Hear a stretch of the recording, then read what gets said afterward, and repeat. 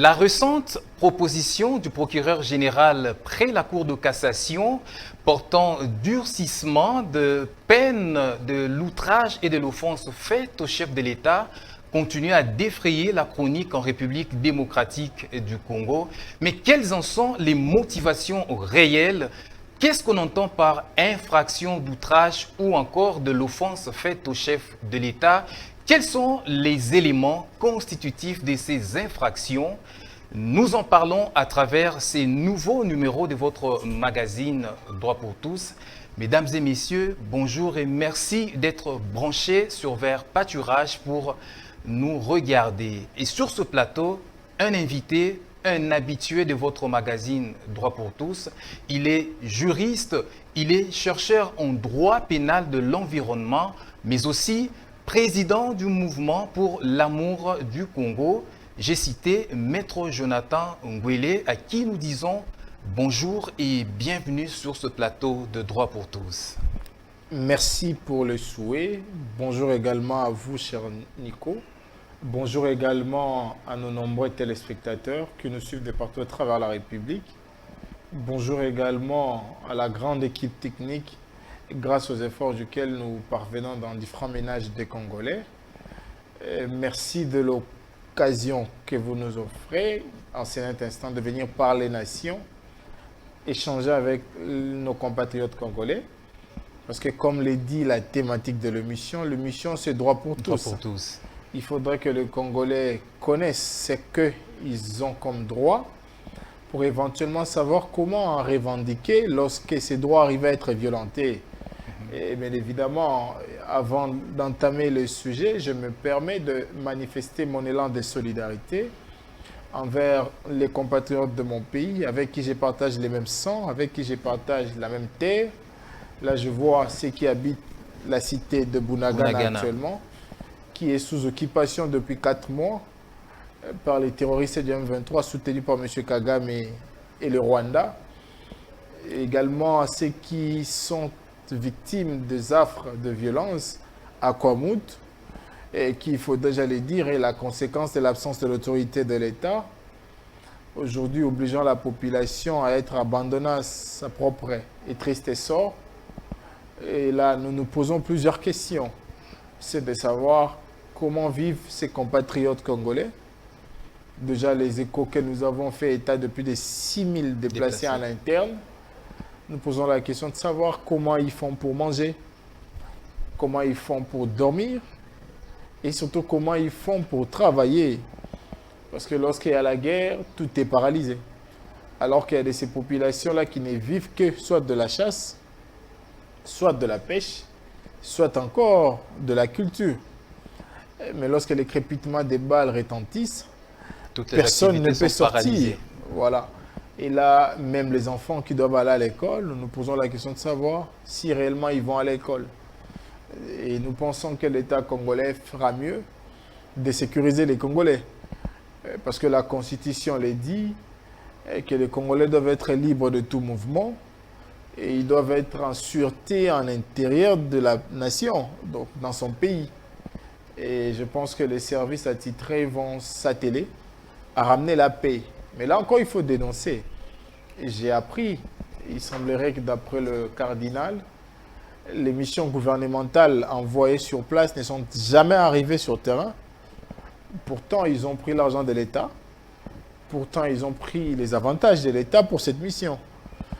Nous pensons qu'il faille remettre la pendule à l'heure.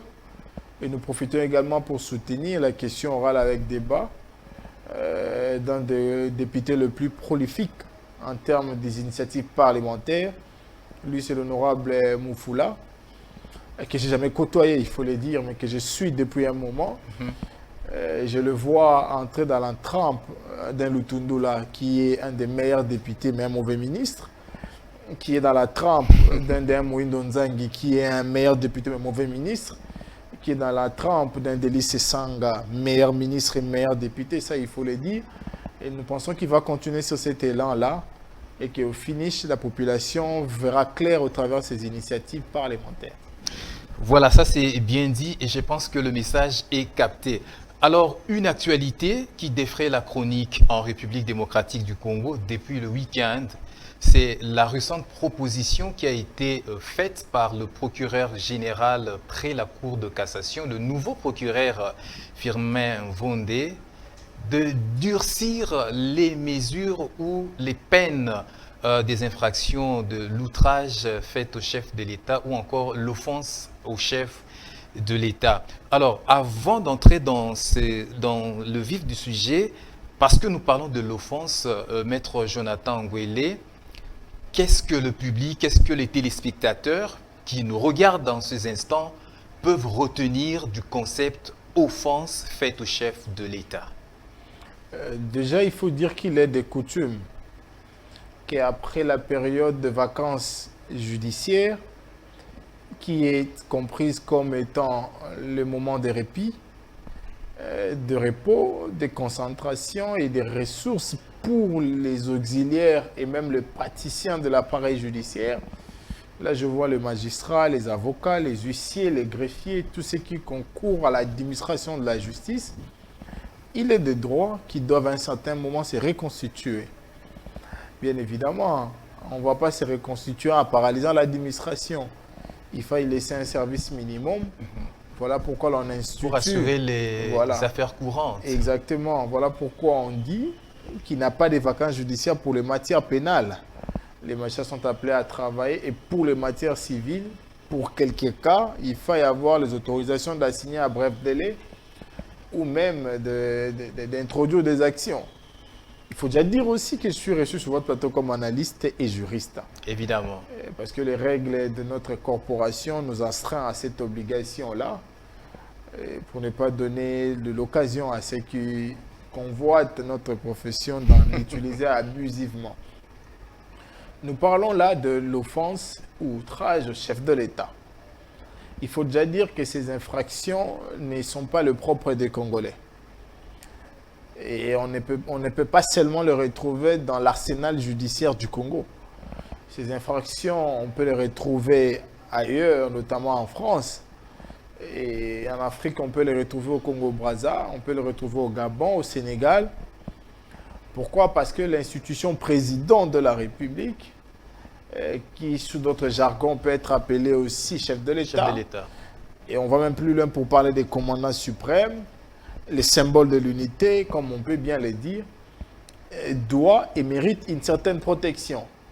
Là, ce sont les textes. Une certaine révérence. Voilà, vous allez vous rendre compte que pendant la campagne, avant même la campagne de la présidentielle française, le deuxième mandat, le président Macron était victime de lynchage par un compatriote qui l'avait tiré et il a voulu presque gifler.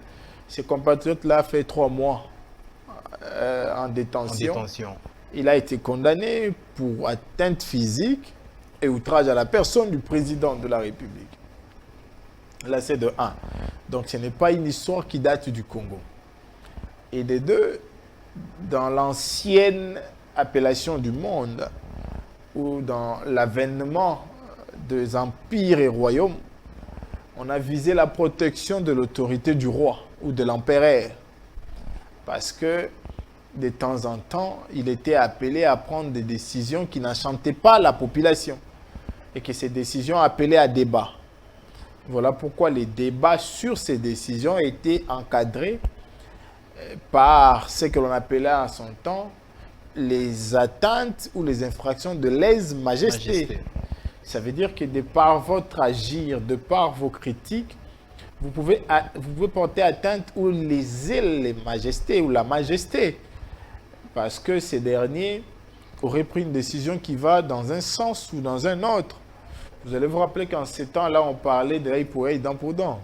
Donc, les rois ou l'empereur pouvaient apprécier la réprimande à allouer, contrairement à aujourd'hui, où il y a les codes pénals qui déterminent. Et là, nous avons la loi d'Italion, la loi d'Italion qui a régné pendant une décennie presque. Là, il n'y avait aucune réglementation. Aucune réglementation, tout était apprécié. Et si on remonte même dans la Bible... Selon même les humeurs du roi, selon... sa tempérance, tout en fait. Parce que déjà, même dans la Bible, on nous dit et que lorsqu'on a amené les enfants chez le roi, les deux femmes, qui s'est querellé chez le roi Salomon, voilà, le roi dit qui amenez-moi l'épée, je vais couper. Donc, il a apprécié. Ce n'était écrit nulle part. Il a apprécié et malheureusement, nous connaissons la fin de l'histoire. Mais ici, nous parlons de l'ère de la codification de normes, de l'ère où tout est censé être écrit, de l'ère où tout est censé être prévu, de l'ère où on n'appliquera pas la volonté, mais on appliquera les contenus de volonté. Parce qu'il faut le dire, les décisions de justice sont prises au nom de l'ensemble des Congolais. Ce qui veut dire que lorsqu'on vous inflige une sanction, ça veut dire que tous les Congolais sont d'accord pour cette sanction-là. Bien évidemment, on l'exécute au nom du chef. Au nom du chef de l'État. Voilà, on va encore plus loin. La plupart de ces normes viennent par loi, ou par projet de loi, ou par ordonnance loi. Ça veut dire que soit c'est l'Assemblée qui amène par l'initiative Moutou propos d'un député, des députés, ou encore c'est le gouvernement qui apporte après délibération au Conseil des ministres comme initiative. Mais la finalité, c'est que l'adhésion, elle est unanime. Ça veut dire que lorsque c'est l'Assemblée qui adopte, on sous-entend que c'est le peuple qui adopte. Parce que ce sont des représentants, évidemment, voilà. Du peuple. Donc, le peuple codifie les normes à réprimer. Là, c'est un fait. Et lorsque ça vient du gouvernement, qui est censé représenter la majorité parlementaire, ça veut dire, une fois encore de plus, l'ensemble de la population est porteur de ces projets-là. Voilà pourquoi nous disons que la codification est l'œuvre de volonté. Ce n'est pas d'une volonté, de volonté, donc de plusieurs personnes. Mais ici, on parle de la protection de l'institution présidente de la République. En droit congolais, on l'a protégé depuis les ordonnances numéro 300 du 16 septembre 1963. Il faut dire il y a 300 et 301. 301, c'est plus pour la protection de chefs d'État et de diplomates de pays étrangers, mais qui se retrouveraient sur votre territoire. Par exemple, on a aujourd'hui les non-ingrata de Kagarega au Congo. En Afrique du Sud, on a décidé que les non-ingrata au Congo, on l'a accepté de manière passive. Si vous commettez des atteintes à sa personne, vous pouvez être poursuivi sur pied de l'ordonnance numéro 301 du 16 septembre 1963. Et cette ordonnance loi comporte 3 articles. Le premier qui parle de l'offense, le second qui parle de l'outrage, et puis le troisième qui parle de l'entrée en vigueur de cette ordonnance. Mais ce qui doit nous intéresser, c'est l'ordonnance numéro 300, qui consacre les offenses au chef de l'État, et non les outrages. Je crois que pour une meilleure compréhension, nous allons peut-être lire ça à l'intention de nos compatriotes. Allez-y, maître. Qui doivent savoir les droits pour tous. Hein, parce droits pour tous, c'est ça. C'est une voilà. Émission qui permet à la population d'être suffisamment informée et formée. Voilà, ordonnance loi numéro 300, 17 septembre 1963 sur la répression des offenses envers le chef de l'État. On parle des offenses envers le chef de l'État. On n'a pas parlé des outrages. Déjà, même par l'intitulé de l'ordonnance, on parle des offenses. Ça veut dire que ça peut être nombreux. L'article 1er. L'offense commise publiquement envers la personne du chef de l'État est punie d'une servitude pénale de 3 mois à 2 ans de servitude pénale, d'une amende de 2 000 à 10 000 francs ou d'une de ces peines. On parle de l'offense envers les chefs. Je vais lire l'article 2 et puis on va analyser. Allez-y. Article 2, la présente ordonnance entre en vigueur à la date de sa signature. Offense envers le chef de l'État. Déjà, on l'a mis au pluriel. Les offenses, d'après l'intitulé même de la loi. Des offenses. Mais malheureusement, on n'a que 2 dispositions. L'article 1er, l'article 2. Peut-être on parlerait d'un seul article, parce que l'article 2, c'est l'entrée en vigueur. La difficulté que nous avons aujourd'hui, c'est que d'après moi, cette ordonnance loi n'a pas les contenus de l'infraction de l'offense au chef de l'État. Et je suis humain, peut-être que je l'ai mal lu. Mais déjà, en la décortiquant, je ne sais pas comprendre c'est quoi l'offense de la lecture même de cette ordonnance.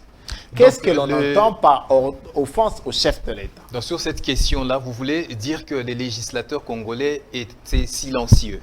il est silencieux. Bon, je ne peux pas dire qu'il a fait exprès, hein, mais il a peut-être omis de nous donner d'abord la définition.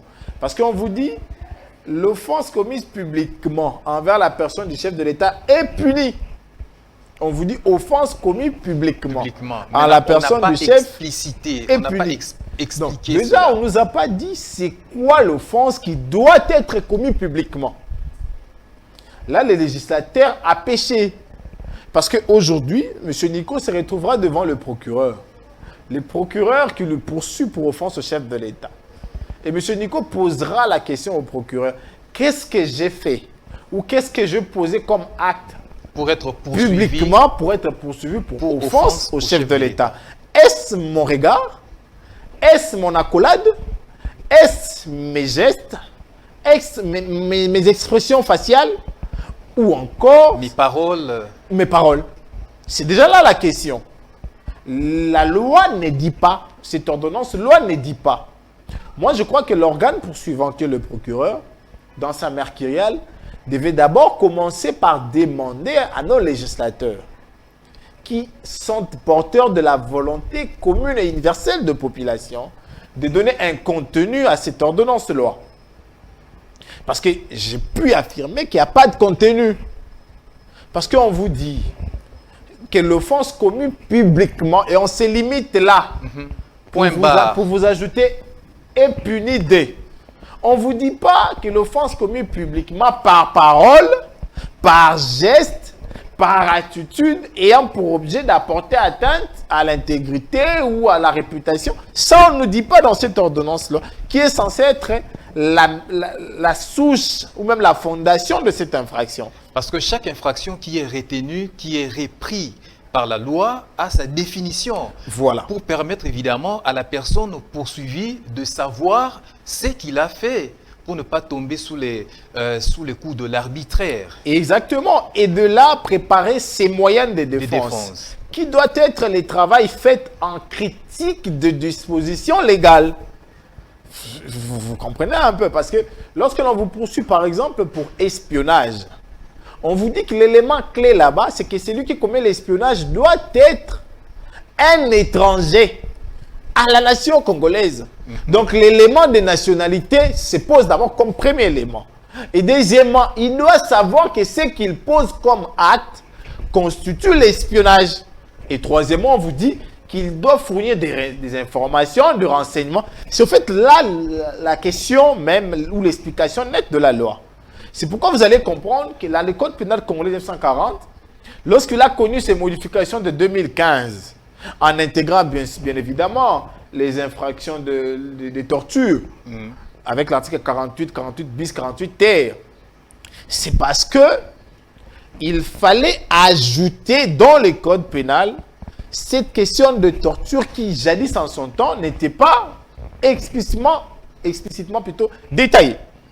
Aujourd'hui, nous avons encore une ordonnance de loi qui est là, datant de 1963. Vous comprenez que ça vient immédiatement 3 ans après notre indépendance. Les contextes de ces temps-là, c'était la béatification de la personne du chef, si on peut le dire ainsi. Et en voulant les béatifier, en voulant les lever un peu en dignité, s'il faut le dire comme ça, le législateur a oublié qu'il fallait donner un sens, un contenu dans cet élément-là. Et en plus, les procureurs parlent du durcissement du taux de la peine. Là, on va revenir sur les propos ou encore la proposition du procureur général près la Cour de cassation. Si vous me permettez de chuter, hein, pour la question de la définition, je vais chuter là. Allez-y alors. Déjà, on convient avec vous que la loi congolaise ou l'ordonnance de loi numéro 300 n'a pas défini. Ça que les Congolais les retiennent, ils peuvent également vérifier. Déjà parce qu'il n'y a pas de définition, déjà ça pose un problème. C'est déjà là le problème. Mais si on va dans des pays comme la France, concurremment à la RDC, la France définit ce qu'on attend par offense. Il vous dit qu'il faudrait qu'il s'agisse des gestes, de paroles, bien évidemment je n'ai pas apporté ça avec moi ici, qui auront pour objectif de porter atteinte soit à la dignité de la personne du chef, soit à l'exposer au mépris, Ça veut dire que par ce que vous allez faire, par ce que vous allez dire, Ou parce que par ce que vous allez poser, voilà, ou même écrire, la finalité, c'est l'élément intentionnel. Donc, vous devez avoir l'intention de porter atteinte soit à sa dignité, soit à sa crédibilité, soit même à sa réputation. Et à la RDC, ici, en RDC plutôt, nous ne savons pas, déjà par offense dont nous ne maîtrisons pas les contenus, quel est l'élément intellectuel qu'on en ressort là? Bon, alors, maître, Donc, parce la qu'il y a définition n'est pas là. il n'y a pas de définition légale que le législateur a prévue. Alors, il y a aussi des doctrinaires. Vous êtes également doctrinaire. Voilà. Mais qu'est-ce que les doctrinaires ont prévu pour pallier le silence du législateur? Il faut déjà dire que la loi permet, ou le droit a pour source également la doctrine. Un peu comme la jurisprudence, un peu comme la première de tout ce qui est la loi. C'est ça le droit en fait. Mais il faut également dire que la doctrine est conditionnée par le fait qu'il ne doit pas dire ou faire dire à la loi ce qu'elle n'a pas dit.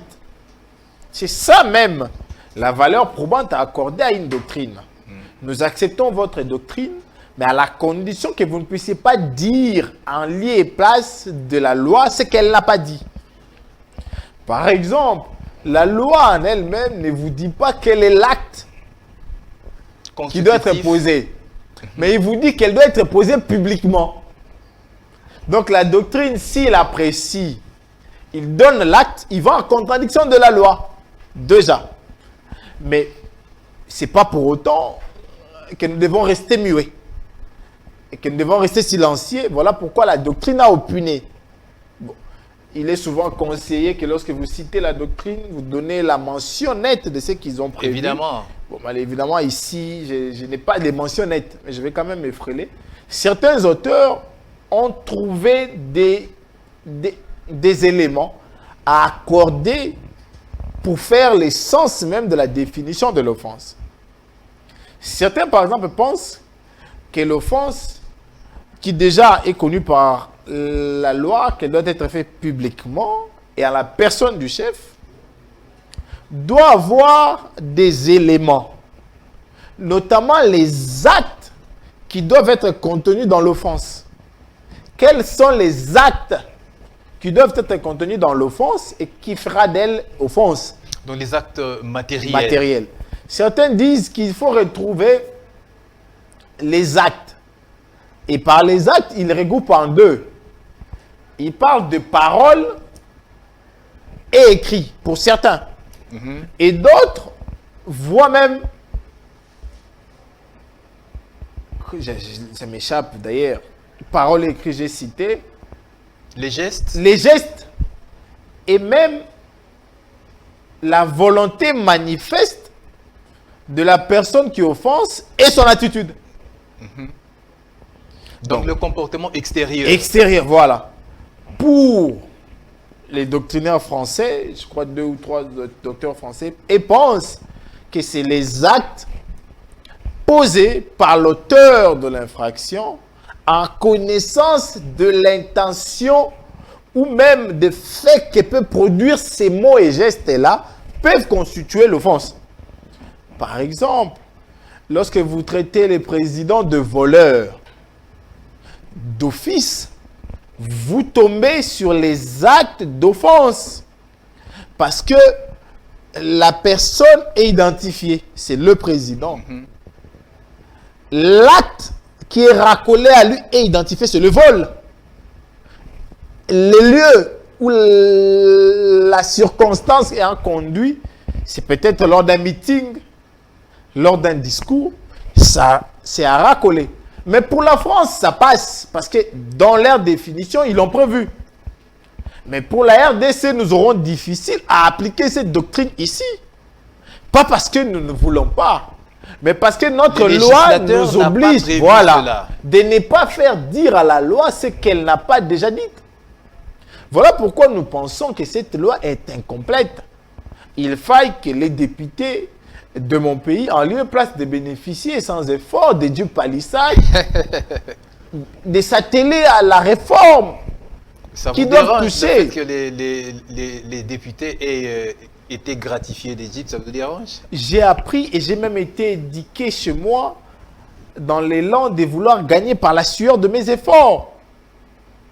Et je sais que dans les pratiques parlementaires, pour assurer les meilleures conditions de vie à ces députés, on prend des crédits. Mais pour une première fois, j'ai appris qu'au Congo, on a recouru à des montages financiers pour faire des cadeaux. Et c'est la première des institutions qui a fait des cadeaux aux Mais parlementaires. c'est collé à leur exercice en tant que parlementaire. Voilà. Je veux poser une question pour nous qui sommes dans la lignée de ceux qui doivent mériter par leurs efforts. Quels sont les efforts fournis par ces députés pour bénéficier des cadeaux d'Égypte? Pourtant, il y a de ces professeurs-là qui fournissent également des efforts pour remplir nos têtes et faire de nous des dignitaires. N'ont-ils pas droit? Il y a de ces médecins-là qui passent de jour et de jour dans des laboratoires pour nous maintenir en vie. N'ont-ils pas droit de bénéficier d'Égypte? J'ai appris même, il y a un médecin là, je n'aimerais pas citer le nom pour éviter la publicité, qui ne passe que de nuit dans des laboratoires. Et il peut faire comme ça 3, 4, 5 jours en train d'opérer. Et s'il faut évoluer encore, nos secrétaires généraux dans l'administration et qui tiennent le poumon de l'administration d'un État ou d'une république, n'ont-ils pas droit de bénéficier d'Égypte également? Donc la République des cadeaux est là pour eux.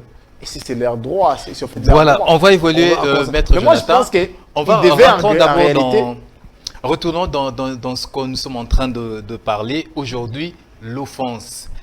Déjà, il n'y a pas de définition légale prévue par le législateur. Vous avez tantôt évoqué le cas des doctrinaires français, mais qui, ici, nous, au Congo, bon, on n'a pas encore eu le temps de préciser les choses. Alors, déjà, parce qu'il y a difficulté de revenir sur la définition de l'offense, qu'en est-il des éléments constitutifs de cette infraction? Bien évidemment, cher Nico. De la lecture même faite de cette unique disposition, l'article 1er de l'ordonnance numéro 300, il nous est difficile, même à un non-praticien de droit, d'en ressortir les éléments matériels. Avec beaucoup d'efforts et de gymnastique, on peut ressortir les caractères publicitaires. Parce qu'on dit l'offense faite publiquement. Les caractères de publicité, on la ressort, on met à côté. Mais qu'est-ce qui est fait en public et qui constitue cette offense-là? Donc là, il y a ambiguïté. Donc même le procureur qui a demandé qu'on puisse durcir, se retrouvant aujourd'hui dans la situation de soutenir une accusation pour offense au chef de l'État, il sera confronté à cette même difficulté-là, de nous ressortir les éléments matériels pouvant établir cette infraction d'offense. Parce qu'aujourd'hui, la loi congolaise, notamment l'ordonnance loi numéro 300, qui n'a jamais été abrogée ni modifiée, ne nous en donne pas les éléments. Donc cette loi a difficile à s'adapter à au contexte actuel des choses. Vous savez, une loi, pour être loi en réalité, doit être en mesure de sortir 3 éléments pour faire une infraction. Il y a l'élément légal, qui du reste c'est la disposition. Article 1er. C'est que la loi a dit expressément. Je parle d'abord de l'élément légal. L'article existe. De l'élément matériel qui doit être la résultante ou découler de la définition même de la loi. Qui est l'infraction consommée. Voilà. Troisièmement, c'est l'élément répressif. Ça veut dire la peine, la sanction. Voilà pourquoi on dit pas de peine sans loi et pas de loi sans peine. Et on va plus loin. Les doctrinaires vous disent il faut également ressortir l'élément intentionnel. Il faut également ressortir l'élément axiologique. Mais déjà, les 3 premiers éléments... Par élément axiologique, qu'est-ce que vous voulez dire? Parce la que valeur protégée. Qu'est-ce qui est protégé lorsque l'on a institué cette infraction-là? Voilà, je pense qu'il faut aller mollo mollo Voilà. parce que vous êtes en face des téléspectateurs Qui qui doivent ont connaître besoin les droits pour tous. de bien comprendre tout ce qui s'est dit dans ce plateau. Voilà, je vais me faire simple. Les 3 éléments prévus pour qu'une loi puisse avoir toute sa substance, c'est d'abord l'élément légal. Deuxièmement, l'élément matériel. Troisièmement, l'élément répressif. L'élément légal qui est la disposition qui consacre. L'élément matériel, ce sont les éléments qu'on ressort en puisant dans la définition. L'élément répressif, c'est le taux de peine ou de la peine prévue. Mais la doctrine va plus loin. Il nous en rajoute 2. Il dit qu'il faut également en ressortir l'élément intentionnel.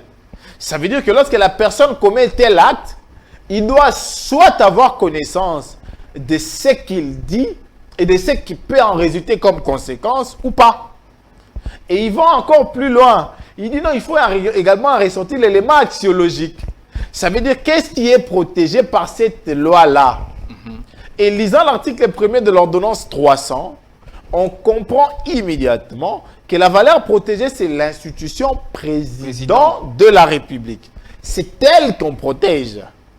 Et l'élément répressif, nous l'avons vu, de 2 mois à 2 ans de servitude pénale ou de la peine de 2 000 à 10 000 ou une de ces peines.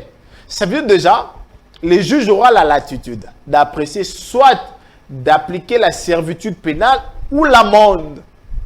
Voilà pourquoi encore, pour les infractions de lèse-majesté en son temps, on infligeait plus les amendes. Pour dire, voilà, vous avez lésé le roi. Allez-y amener 10 boucs. Allez-y amener 10 vaches. Rare, peut-être dans la cité romaine ou dans l'Égypte antique, où on pouvait vous punir par les fouets, la mort ou les fronts, aller en guerre.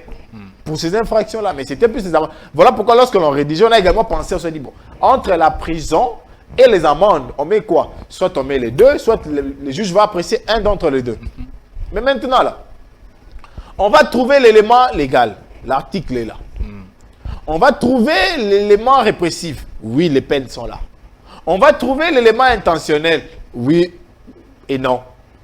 Oui et non, pourquoi? Parce que quand on parle de publiquement, il aurait fait quoi publiquement avec intention? Et qui était témoin de l'acte posé. Voilà. C'est là même la difficulté. C'est pourquoi j'ai dit oui et non. Oui, parce que oui, là, il aurait dit publiquement. Mais quoi? Et qui en était des témoins? Et qu'est-ce qui vous permet d'apprécier que réellement il en avait conscience? Deuxièmement, c'est l'élément axiologique. La valeur protégée. La valeur protégée. Mais nous aurons la difficulté sur un élément qui, du reste, est fondamental pour l'établissement d'une infraction. C'est l'élément matériel. Parce que pour les détournements de deniers publics, par exemple, on vous dit que soit vous avez utilisé cet argent-là pour d'autres fins que c'est pour lesquelles, donc il faudrait qu'on vous trouve en train d'acheter des biens, en train d'acheter des immeubles, ou faire des virements en banque, sans pourtant faire la tâche qui devait être faite. Mais pour l'offense, qu'est-ce qui est fait? Il n'y en a pas. Il n'y en a pas. En tout cas, il n'y en a pas parce que nous disons qu'il n'y en a pas, parce que la loi même ne les donne pas. Parce que la loi ne l'a pas prévu expressement. Voilà, nous avons lu la loi. C'est en fait là la difficulté. Voilà pourquoi nous pensons, nous. Alors, dans le cas de figure, parce qu'il n'y a pas toutes ces précisions. Alors, lorsque le magistrat, les juges se retrouvent devant une telle situation, il va faire l'intime conviction, il va apprécier, mais faut-il aussi que son appréciation ne relève pas justement du fait d'une mauvaise volonté, Maître Jonathan? Voilà.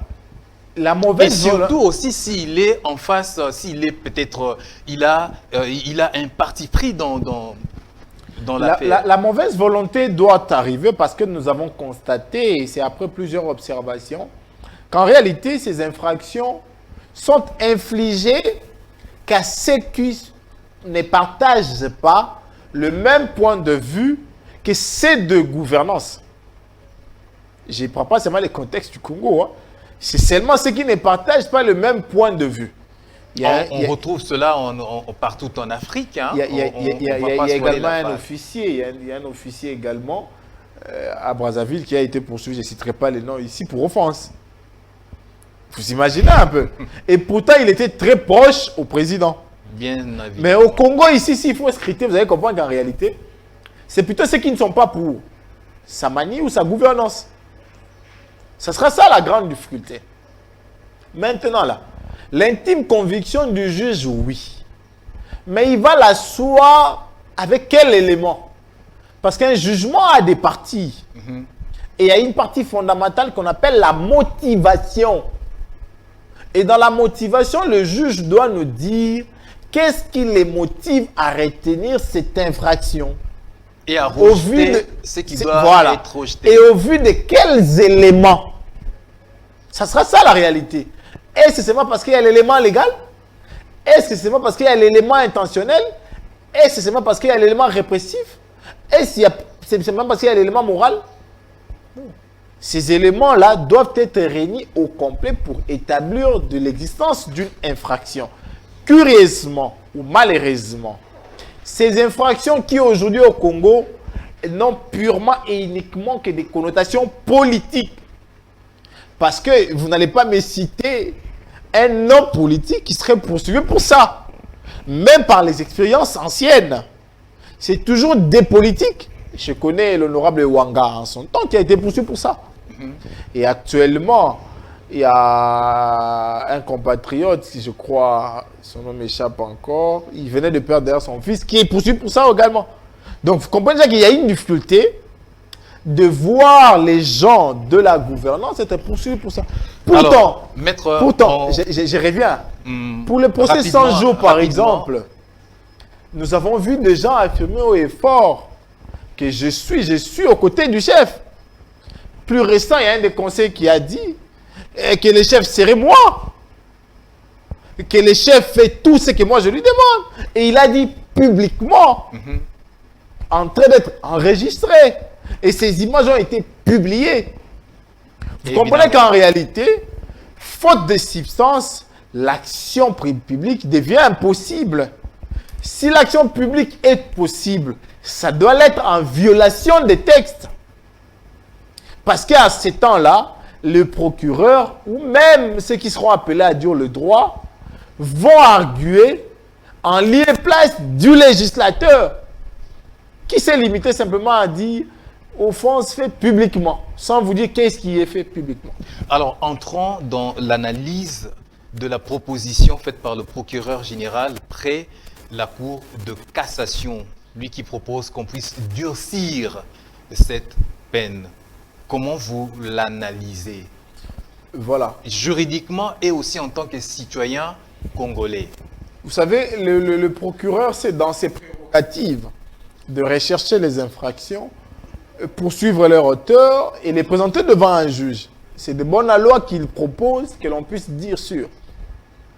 Mais une question est de savoir, est-ce le contexte est propice à ce que l'on puisse durcir plutôt cette peine ou non?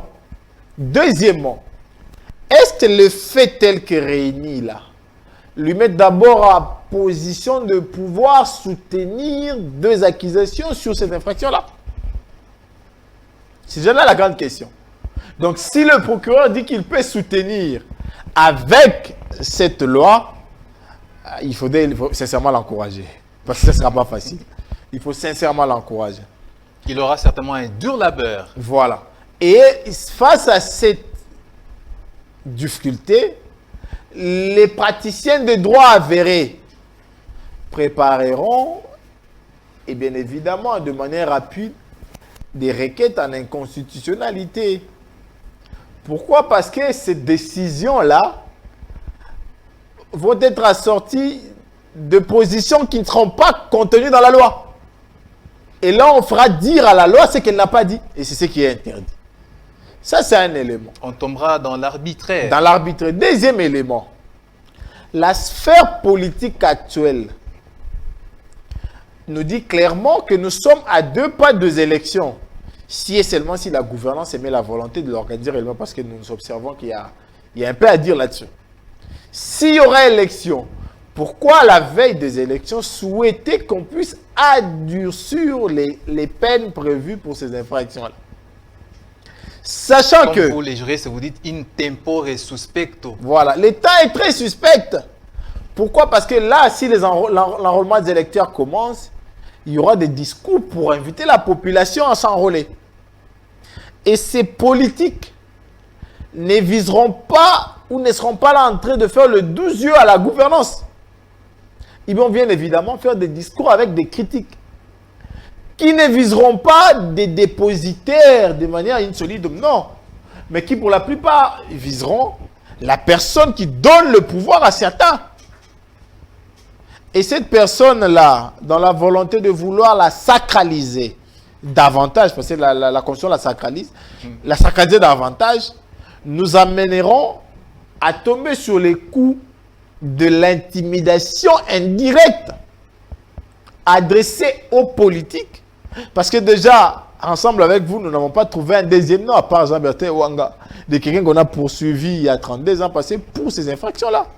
On n'a pas trouvé. Il n'y en a pas. Et si les compatriotes trouvaient, il peut peut-être vous envoyer par message, ça va nous aider pour en faire une documentation. Mais est-ce que là, cette proposition ne constitue-t-elle pas une obstruction à la démocratie parce que le Congo est un pays démocratique? Nous prenons la démocratie qui est justement le respect de la liberté d'expression. Vous savez, j'ai lu un auteur sénégalais qui écrivait, je crois que c'est Diakité ou Doumbia, le nom m'échappe entre Diakité et Doumbia, qui disait que la démocratie est comme l'être humain. Et la partie qui lui permet de garder et de rester en vie, c'est son estomac. Et c'est ce qu'on appelle liberté d'expression dans la démocratie. Imaginez aujourd'hui, on vous greffe l'estomac pour ne pas en remettre. C'est la mort que l'on constate pour vous. Parce que vous n'aurez plus de quoi respirer. La circulation sanguine posera problème. Et c'est ça la grande difficulté et l'obstacle à laquelle nous allons faire face. Parce qu'on veut simplement tout faire pour rendre indisponible et impraticable la vie démocratique en enlevant le poumon. Le poumon qui est la liberté d'expression. Bien évidemment, il y a les jambes qu'on appelle la liberté de manifestation. Il y a les bras qu'on appelle l'accès à une justice équitable. Bien évidemment, il y a les coups et tout ce qui vient avec aussi. Mais la partie motrice qui permet à la démocratie de vivre, c'est le poumon. Mais le procureur général a constaté qu'il y a quand même des abus. Les gens sont en train de profiter derrière cette liberté d'expression pour outrepasser et commettre ces genres d'abus qui justement constituent cette offense. Vous savez, la liberté d'expression partout ailleurs est encadrée. Elle est encadrée par les textes. Voilà pourquoi sous d'autres cieux, on institue la loi sur la presse, par exemple. Et là, on vous dit que lorsque une personne qui est invitée sur votre plateau tient des propos désobligeants, vous êtes obligé de les ramener à retirer. Et si, en dehors de vos postes téléviseurs, il y a des personnes qui se sentent immédiatement atteintes par ces propos, ils ont le droit à la réponse. Ce sont là les mécanismes d'encadrement de la liberté d'expression. Mais fort malheureusement, chez nous ici, ce n'est pas trop ça. On institue peu le droit à la réponse. Oui, il a offensé les chefs. Venez dire que ce qu'il a dit est faux. Et on se limite preuves, là. En y apportant des preuves contraires. Voilà. Et si et seulement si après votre démenti, vous estimez qu'il faille saisir la justice, faites-le. C'est de votre droit. Mais il y a néanmoins de mécanismes d'encadrement de la démocratie. Parce qu'aujourd'hui, durcir la peine, je ne sais pas si les procureurs voudraient que ça soit ramené à 5 ans ou à 20 ans.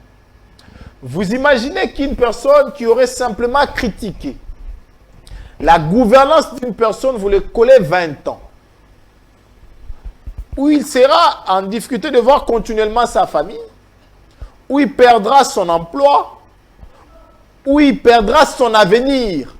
Vous imaginez que vous arrêtez quelqu'un à 50 ans pour 20 ans de prison, il ressort avec 70. La démocratie permet à tout citoyen de pouvoir critiquer d'une manière positive la gestion des gouvernants, au fait. Alors, ce que nous constatons, c'est dans les bons sens. Rassurez-vous, lorsqu'on parle déjà des critiques, elle n'est pas forcément positive. Elle est essentiellement négative. Parce que si elle devait être positive, on parlerait des encouragements et des félicitations. Mais lorsqu'on dit critique, ça veut dire que je trouvais dans votre façon de faire des points qui posent problème. Ça appelle à la négativité. Voilà. Certains vous parleront de la critique positive. Et je serais heureux de partager un plateau avec eux où on va me démontrer cette critique positive. Parce que je sais que lorsque je vais critiquer, je noterai le point qui fâche. Mais lorsque je vais encourager, je plébisciterai ou je vanterai les mérites de ceux qui vont avec ou dans le sens du mieux. Alors, Maître Jonathan, le temps est très vite parti. On nous fait signe que nous avons déjà épuisé les temps prévus, mais je vous accorde la dernière, je vous pose la dernière question. Êtes-vous du côté de ceux-là qui veulent à ce qu'on durcisse? Je sais que vous allez dire non, mais notre question, êtes-vous dans les camps de ceux-là qui optent pour l'abrogation de cette peine, de notre arsenal juridique? Je suis déjà très contre les durcissements de cette peine parce que 2 ans, c'est déjà beaucoup. Et je suis très favorable à l'abrogation totale et effacement même de cette prévention. Et je ne vais pas faire comme monsieur tout le monde. Et je crois que le droit pour tous est là pour les Congolais. Peut-être que certains prendront mes motivations. Pourquoi je voudrais qu'on enlève ça? Pour 2 raisons. Les chefs, c'est en réalité un serviteur. Et pour qu'un serviteur puisse bien faire, il faut critiquer. Et pour qu'un serviteur puisse s'améliorer, il faut lui dire des vérités. Il est vrai que dans le droit pour tous, on les dit. Vos droits se limitent là où le droit de l'autre commence. Ça, c'est nous dans le droit pour tous. Mais il faut dire également que la critique doit être faite dans le respect de vie et de personnes. Mais aussi en respectant la loi. La loi, c'est d'abord la mère de tout le monde. C'est notre maman à nous. Il est là pour nous protéger, pour nous frapper lorsque nous dérapons. Mais lorsque l'on veut que cette loi puisse partir, c'est parce que nous avons évolué. Cette loi date de 73, de 50, oui, de 63. 63. Donc en réalité, le contexte post-colonial de l'époque n'est plus la même qu'aujourd'hui. Et même l'adaptation aux empires, et royaumes, hégémonie et kleptocratie de ces temps-là n'existait plus. En Afrique, vous avez à peine 3 pays qui utilisent encore la royauté. En Afrique, je crois le Maroc, le Lesotho et puis le Swaziland. Les 3 pays. En Europe, il n'y en a plus. En Amérique, n'en parlons plus. Il n'y en a pas. Pourquoi maintenir ce qui visait à protéger ou à sacraliser de manière excessive le roi à l'ère de la démocratie? Parce que le roi ou les chefs actuels peut critiquer. Vous avez appris que la nôtre a dit maman Mokoboye. Est-ce que, au vrai sens du mot, à une mère, on peut dire ça? Au vrai sens de la respectabilité de la personne comme être humain, on peut dire ça? Maman Mokoboye. Cette dame est identifiée. Il a un nom. La preuve qu'il avait été appréhendé par les services qui l'ont identifié. On ne pouvait pas. Mais si les chefs peuvent critiquer, pourquoi lui n'est pas être... D'autant plus encore que ce n'est pas lui, mais c'est sa gestion qui est critiquée. Merci beaucoup, Maître Jonathan. Ça, c'est très bien dit. Je pense qu'il y a encore beaucoup de choses à dire là-dessus, mais le temps nous fait tellement défaut. Je pense que nous aurons peut-être l'opportunité de poursuivre avec les sujets. Mais je vous donne 20 secondes pour conclure avec les sujets du jour sur l'offense. Ceux-là qui viennent de nous avoir maintenant, qu'est-ce qu'ils peuvent retenir de l'offense en 20 secondes? Déjà, merci pour l'invitation. parce que c'est toujours un plaisir de venir partager le plateau de Droit pour tous. Mais j'aimerais dire aux Congolais, chers compatriotes, vous qui nous suivez dans Droit pour tous, vous avez des droits, mais aussi des limites.